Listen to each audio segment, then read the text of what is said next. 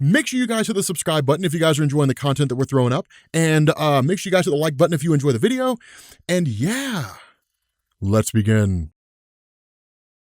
Okay, so continuing to play catch up, we're covering the second part of Immortal Hulk, the one where he fights the Avengers, and I want to be dangerous here. I want to have this discussion about like Worldbreaker Hulk versus Immortal Hulk, because it's kind of this debate that's like raging across the internet right now, where like everybody in the comic book fandom is just kind of like, who would win here? Now there are a couple things to bear in mind here. There are a couple things going on with this little particular bit of a story, and to kind of pick up from the Immortal Hulk, which you can find the whole first volume down in the description. The idea here is, of course, Bruce Banner has been back for a little while. Really, he's been back since like the events of Avengers No Surrender. And one of the things that kind of came out of that was the idea that the Incredible Hulk, and why this is called the Immortal Hulk, is that the Incredible Hulk seems to be inherently immortal, which is to say Bruce Banner kind of sat down and said, okay, the Incredible Hulk has quote unquote died multiple times and always managed to find a way to come back, meaning the Incredible Hulk is basically indestructible and cannot truly be killed. Now, in reality, this kind of seems like Al Ewing basically saying, hey, look guys, so we're probably going to kill the Hulk more than a few times, whether during my run or somebody else's run after mine. So don't worry, the Incredible Hulk's always going to come back. And for those people who have been reading comics long enough, I mean, hell, we could have told you that. At the moment, as it stands right now, the Incredible Hulk has essentially kind of come out of his battle with Sasquatch, with Walter Lankowski. Right now, Sasquatch is not a hugely important thing. This is really kind of Al Ewing seeming to kind of wrap up a few plot threads that were sort of dangling during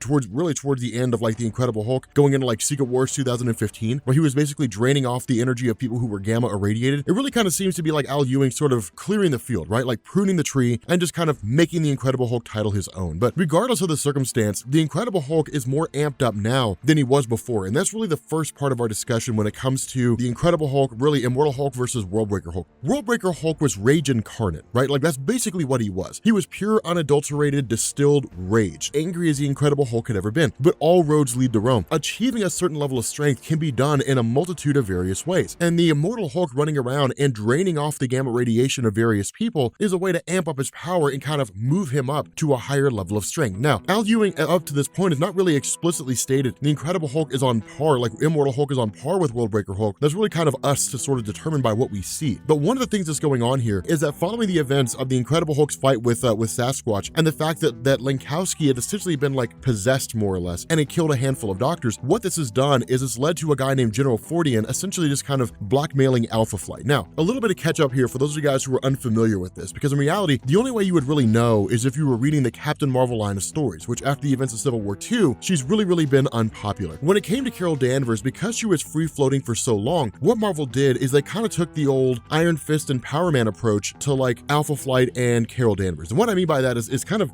winding back a little bit further. Iron Fist and Luke Cage were like really popular when they first came out, then they lost popularity within the span of like a year. And so what Marvel did is they kind of brought them together under Mary Jo Duffy and said you get Power Man and Iron Fist heroes for hire. And that was kind of a way to boost their popularity by throwing them in as a team. And ultimately the title was canceled as a result of Jim Shooter's editorial decrees as the editor-in-chief for Marvel. But it's kind of what's going on here, right? Like Carol Danvers had been free-floating for a long time. For like 25 years, she was free-floating. But in that interim period between 2012 and the time that Civil War II came out, you had Marvel take Carol Danvers and throw her onto Alpha Flight and then have her lead SWORD, the Sentient World Observation and Response Department. And so what that meant was that with Alpha Flight being a Canadian superhero team that nobody ever really cared about, throwing them on and having them operate as SWORD basically meant that Carol Danvers oversaw all operations that dealt with SWORD in its charter monitoring space. And then Alpha Flight was basically her strike force team. And so with that being the case right now, with Alpha Flight basically being the strike force team and Lankowski having killed the doctors, it's good old-fashioned blackmail. It's General Fordian working through Thunderbolt Ross, who always wants to capture the Hulk, and basically saying, if Alpha Flight does not go through and capture the Hulk, then Lankowski will be held responsible for the lives he took, even though he wasn't really cognizant of what he was doing. So it's kind of forcing the hand of Alpha Flight, which in turn forces the hand of Carol Danvers. Now, the discussion of that Alpha Flight really has here is they sit down and they say, we cannot capture the Incredible Hulk by ourselves. And so Carol Danvers kind of responds by saying, I'll assemble my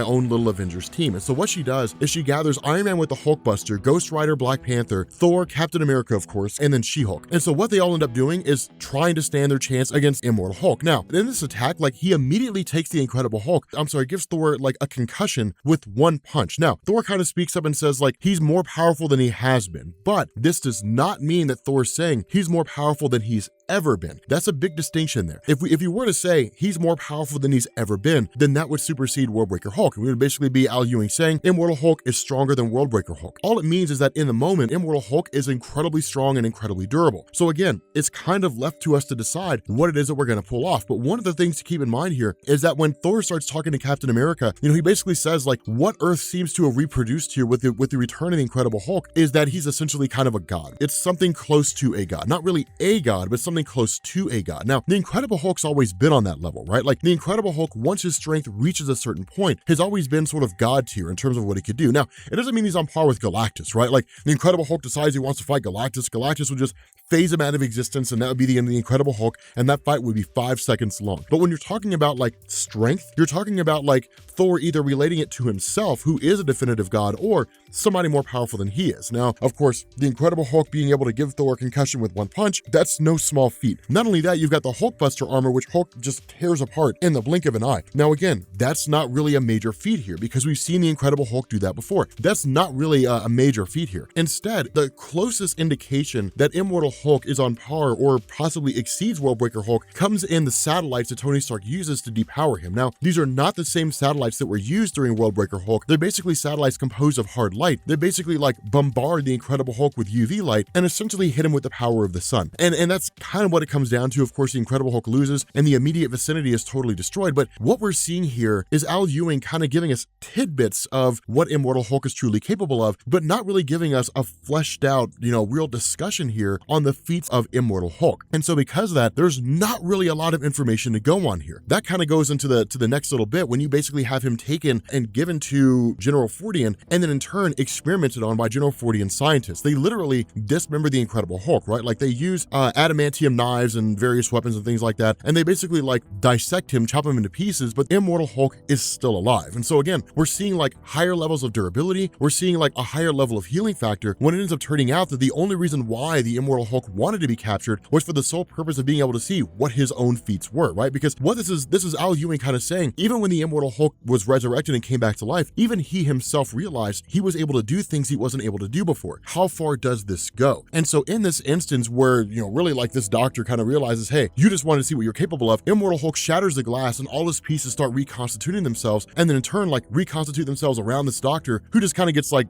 smashed, meshed inside Immortal Hulk, which is a pretty gruesome way to die. And then in turn, like Immortal Hulk just kind of breaks his way out. But what we're seeing here is again, higher levels of durability. We're seeing like an enhanced healing factor because we'd never seen the Incredible Hulk dismembered before and then in turn kind of restored. We'd never really seen that take place. So it's a whole new kettle of beans with regards to the powers that he possesses here. But probably the most damning little piece of evidence here when it comes to the Immortal Hulk is when it kind of like stumbles across when Bruce Banner in his normal human form kind of makes his way through and steals like from an old man's clothing line or whatever it is, probably some crazy guy in Texas, and of course he ends up shooting Bruce Banner, and then like the Incredible Hulk kind of is like, hey look, I'm gonna punch you a little bit, but like I'm not gonna kill you, and then just kind of storms off. That's it. But the introduction of Crusher Creel really kind of seems to be like the damning piece of evidence in terms of Immortal Hulk versus Worldbreaker Hulk and why Worldbreaker Hulk comes out on top. And the reason why I say this is, remember, Crusher Creel is the absorbing man, and he's kind of given this sort of Banner gene package as it's explained in the sense that like it's injected in him, and basically he kind of gets like the ability to absorb gamma radiation. That's really what this kind of goes into. Now, for those of you guys who are unfamiliar with Crusher Creel, he's really one of the more underrated but supremely capable characters in Marvel Comics. Crusher Creel is a guy who can basically absorb the properties of any kind of material and then turn his body into that material, right? Like Crusher Creel can touch steel and then become steel. He can touch brick and become brick. He can touch iron and become iron. And so he's wildly capable. And so if you were to fight him in like a construction area, oh, he'd be almost indestructible. And so with Crusher Creel showing up and fighting the Incredible Hulk with this kind of enhancement package, what ends up going on here is something that we've never really seen before. The Absorbing Man literally starts fighting Immortal Hulk and then in turn starts absorbing bits of his gamma radiation as they fight. But the fact that the Absorbing Man, the fact that Crusher Creel can go toe-to-toe with the Immortal Hulk is an indication Immortal Hulk is not on par with Worldbreaker Hulk, because if he was,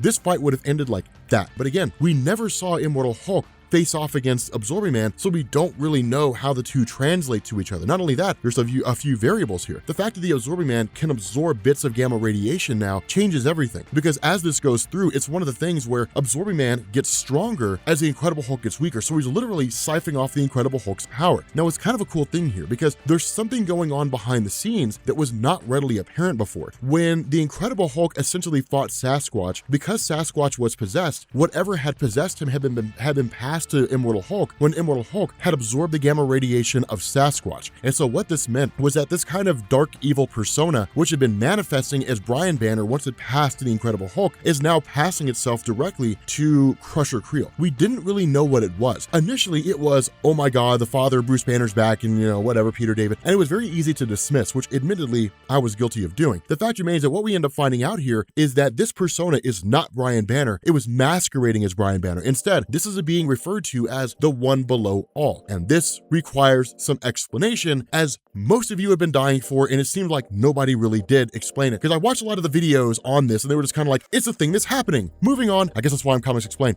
So, in Marvel Comics, Satan is not an absolute construct. And the reason why I say this is that in Marvel Comics, the concept of hell is multifaceted, right? So like having our discussion on Hela from Asgardian mythos, for example, we've talked about her multiple times, that when Stanley and Jack Kirby first created the concept of Hela within Marvel, kind of adapted and then modified traditional Norwegian mythos, that hell was just the afterlife for everyone who died. Those who died in honorable battle went to Valhalla, those who didn't went to hell, and that was basically it. When Mistress Death was created, then that started introducing and really kind of spawned out all these different iterations of hell. And then different writers started bringing in the concept of like how this kind of relates to humanity. And so over the years in Marvel Comics, not so much by editorial decree, but because it just kind of worked out that way through various stories, you've had the creation of what are called Hell Lords. And these are basically beings who kind of rule over hell, right? So for the most part, with the exception of Hela, who's kind of out there by herself, hell is a singular place. But it's like this massive realm, this kind of massive dimension that is overseen in certain little areas by different beings, and different people are sent there for various purposes, right? So like you've got hell, which belongs, like a part of hell, which belongs to Mephisto. And then you've got like Satanish, Blackheart, these different concepts that exist out there in relation to like what hell really is, how it actually functions, and so on and so forth. Hell is an actual place that exists, and there are different concepts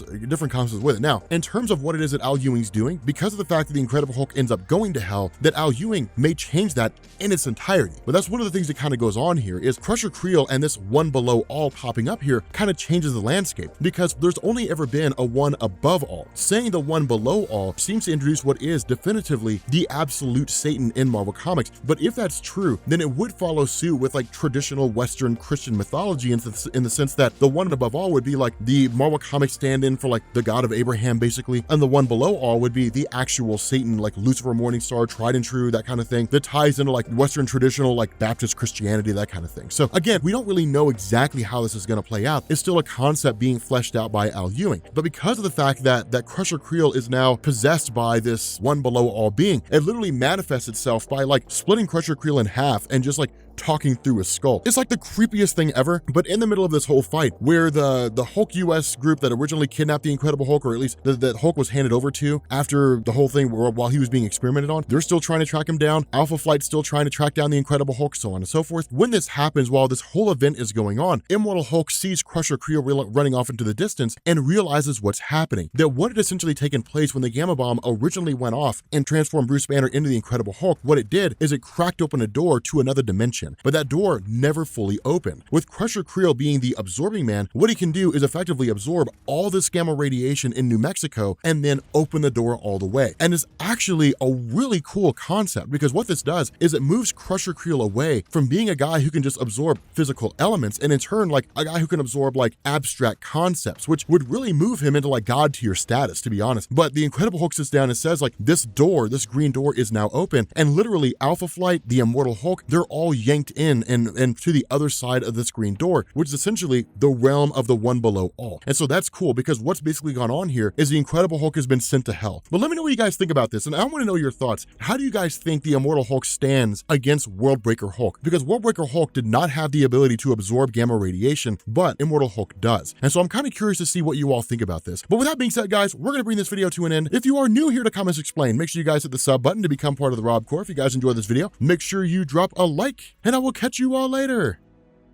Peace.